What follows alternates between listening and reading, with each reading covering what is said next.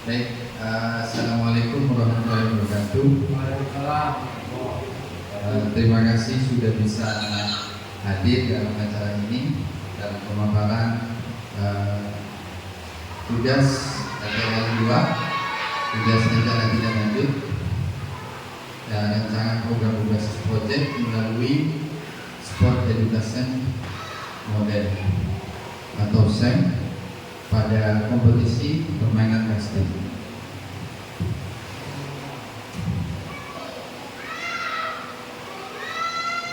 Lanjut ke judulnya Pak Bu, Ibu. Ya, judulnya saya ambil implementasi Sport Education Model atau SEM dalam kompetisi permainan casting di SDN Pinggir Kelapa 1, Kecamatan Galang.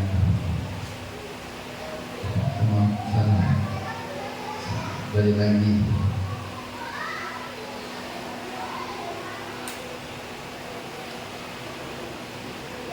Baik. Latar belakang Sport Education Model atau SEM adalah pendekatan pembelajaran yang berfokus pada pengembangan keterampilan olahraga secara menyeluruh, di mana peserta didik tidak hanya berperan sebagai pemain, tetapi juga sebagai pelatih, wasit, dan pengelola pertandingan. Model ini memberikan kesempatan kepada siswa untuk mengaplikasikan keterampilan yang telah dipelajari dalam situasi nyata, baik secara individu maupun dalam tim.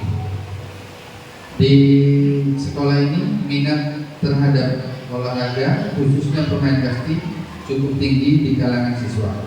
Namun pendekatan yang telah diterapkan selama ini lebih berfokus pada aspek keterampilan motorik dasar tanpa memberikan kesempatan yang cukup bagi siswa untuk terlibat dalam pengalaman yang lebih mendalam seperti kompetisi atau peran dalam pengelolaan permainan. Oleh karena itu, implementasi SEM dalam bentuk kompetisi permainan casting dirancang untuk memberikan pengalaman belajar yang lebih bermakna menyeluruh bagi peserta didik atau siswa. Dengan menggunakan SEM, kompetisi permainan casting tidak hanya akan mengasah keterampilan teknik siswa, tetapi juga mengembangkan keterampilan sosial, kepemimpinan, dan kerjasama dalam tim. Hal ini diharapkan dapat meningkatkan minat siswa terhadap olahraga dan memberikan dampak positif bagi perkembangan karakter mereka. Lanjut slide berikutnya. Oke. Tujuan program yang pertama adalah meningkatkan keterampilan teknik permainan casting peserta didik melalui penerapan pendekatan SEM. Yang kedua, memberikan pengalaman kompetisi yang mendidik bagi siswa dengan mengembangkan keterampilan kerjasama, komunikasi, dan kepemimpinan. Yang ketiga, mendorong keterlibatan siswa dalam berbagai peran dalam permainan casting seperti pemain, pelatih, wasit, dan pengelola pertandingan. Jadi dalam satu kelas nanti akan mendapatkan tugas sebagai pemain, pelatih, wasit, dan pengelola pertandingan. Jadi semuanya itu panitianya dari siswa sendiri. Yang keempat adalah meningkatkan semangat olahraga dan kerja tim antara peserta didik. Yang kelima, meningkatkan pemahaman siswa tentang nilai-nilai sportivitas, fair play, dan etika dalam berkompetensi. Baik, capaian langkah dan hasil yang diharapkan dari peserta didik. Pertama, meningkatkan keterampilan gerak dalam permainan casting seperti lemparan, tangkapan, lari, dan pengambilan posisi. Yang kedua, meningkatkan kemampuan sosial seperti kerjasama tim, komunikasi, dan kepemimpinan. Yang ketiga, mengembangkan pemahaman mengenai aturan dasar permainan casting dan kemampuan untuk berkompetisi secara sehat. Dari guru, yang pertama meningkatkan pemahaman dan keterampilan guru dalam mengimplementasikan model pembelajaran SET dalam pembelajaran PJOK. Yang kedua, meningkatkan keterlibatan guru dalam peran pembimbing dan fasilitator dalam kegiatan kompetisi olahraga. Yang ketiga, meningkatkan keterampilan evaluasi kompetisi dan perkembangan siswa secara individu dan kelompok. Berikutnya, sekolah mengembangkan budaya olahraga lebih aktif dan mendidik di lingkungan sekolah. Yang kedua, meningkatkan prestasi dan partisipasi siswa dalam kegiatan ekstrakurikuler olahraga. Yang ketiga, meningkatkan hubungan yang lebih baik antara guru, siswa, dan orang tua dalam mendukung perkembangan olahraga di sekolah. Tentu dengan hasil yang diharapkan, yang pertama, siswa menunjukkan peningkatan keterampilan teknis dalam bermain kasti. Yang kedua, terciptanya suasana kompetisi yang sehat dan sportif di antara peserta didik. Yang ketiga, peningkatan kerjasama tim dan komunikasi antar siswa. Berikutnya yang terakhir, siswa memahami dan mempraktikkan nilai-nilai fair play dan sportivitas dalam pertandingan. Baik, berikutnya struktur program dan mitra dalam komunitas belajar.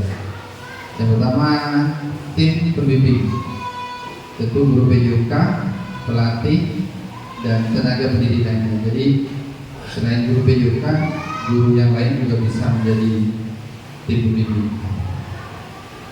Yang kedua, mitra kerja, komite sekolah, orang tua, dan organisasi olahraga lokal untuk bantuan fasilitas dan sumber daya.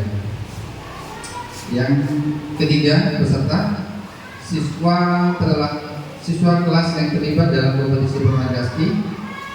Yang keempat, koordinator program, tentu guru PJOK sebagai koordinator utama, sebagai penanggung jawab. Berikutnya, yang kelima adalah peran siswa sebagai pemain, pelatih, wasit, dan pengelola kompetisi.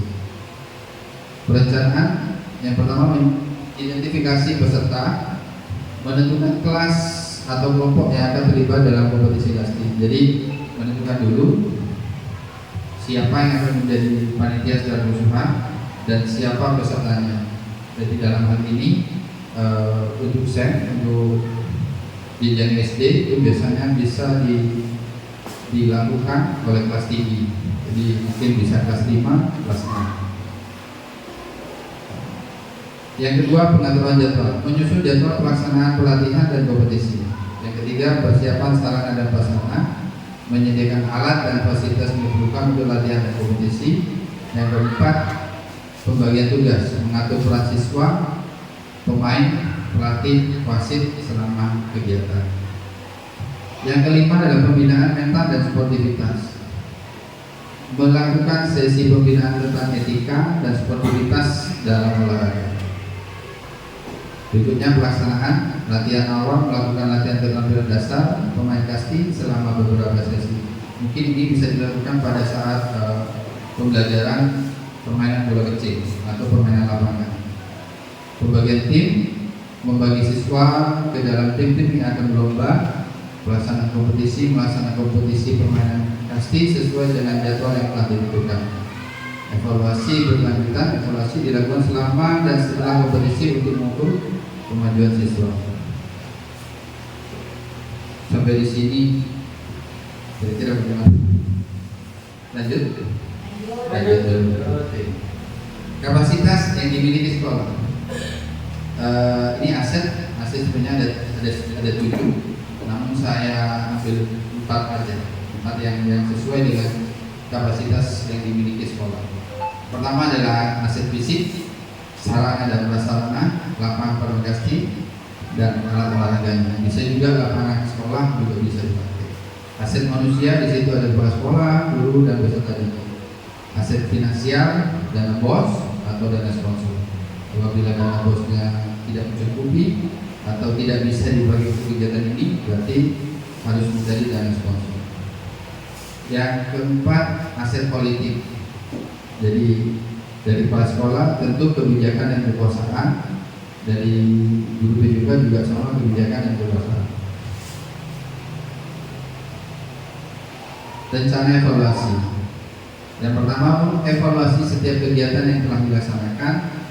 Yang kedua, memberikan angket, pertanyaan atau wawancara dan mendapatkan umpan balik dari peserta didik dan guru.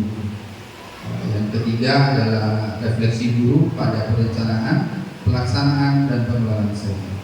Yang keempat adalah tujuan evaluasi untuk mengevaluasi sejauh mana tujuan pembelajaran tercapai dalam kompetisi ini.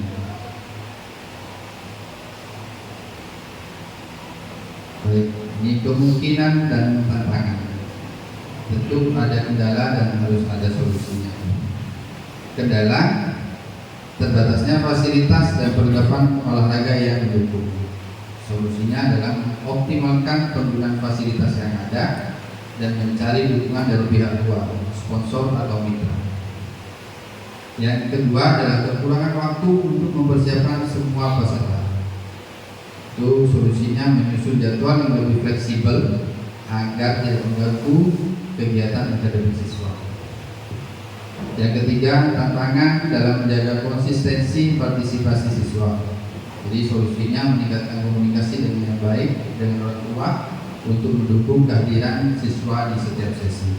Jadi dari orang tua juga harus ada dukungan yang lebih terhadap siswanya, terhadap putranya.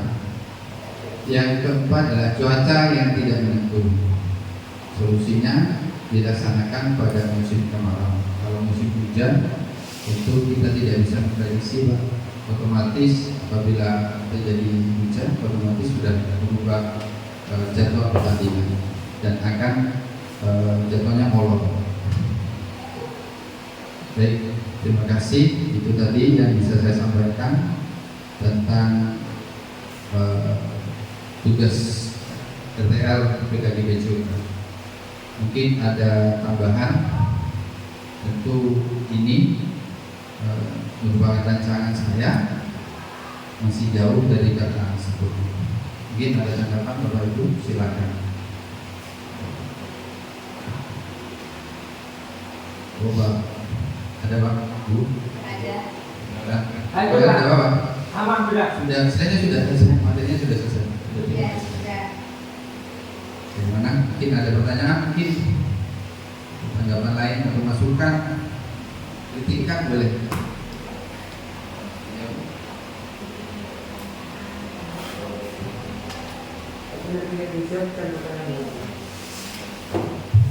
Ada tambahan, mungkin tambahan. Ini ya Pak.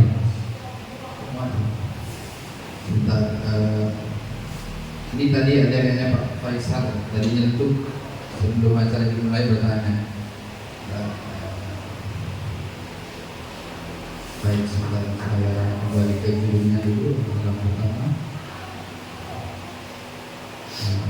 Ya, jadi bertanya Pak Faisal sebelum acara dimulai, Pak, kenapa ini proyek? Kenapa bukan proyek? Coba ya. Jadi saya jawab menjelaskan di sini Pak Faisal ya. Kenapa proyek? Bukan proyek. Jadi kalau di kalau bahasanya proyek sama proyek itu sama Pak. Tapi apabila ada bahasa berbasis proyek atau berbasis proyek itu tentu beda pengertiannya. Kalau berbasis proyek itu yang dinilai adalah hasil akhirnya atau produknya. Jadi, tapi apabila berbasis proyek itu prosesnya. Jadi selama kegiatan tersebut itu dinilai oleh guru. Prosesnya yang dinilai, bukan hasil akhirnya yang dinilai. Seperti itu. Mungkin yang lain? Iya Pak.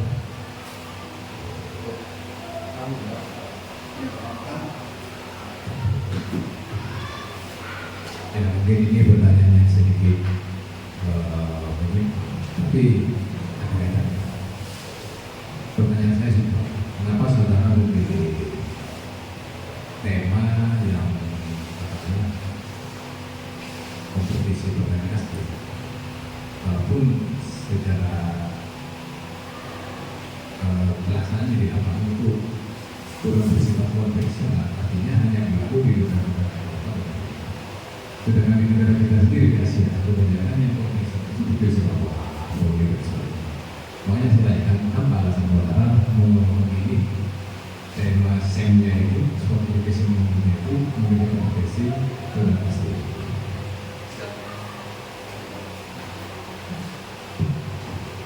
Ya, baik. Saya jawab. Kenapa mini kasti? Kenapa tidak permainan yang lain? Begitu. Saya ambil kasti karena kasti ini ada di alasannya pertama ada di materi di bola kecil kenapa? Yang kedua adalah kasti ini masih termasuk permainan tradisional, belum didaftarkan, namun masih proses untuk hakikinya untuk diakui pada permainan tradisional. Namun ini adalah salah satu untuk terus menghidupkan permainan tradisional. Sebenarnya ada yang lain kayak gubak sodor ada. Namun saya pilih kasti karena minat seperti yang tadi latar belakang, minat siswa terhadap kasti itu tinggi seperti itu bisa. Ada lagi yang lain? Silakan. Tidak ada. Kalau tidak ada saya tutup. Terima kasih atas partisipasinya. Kurang lebihnya saya mohon maaf. Wassalamualaikum warahmatullahi wabarakatuh.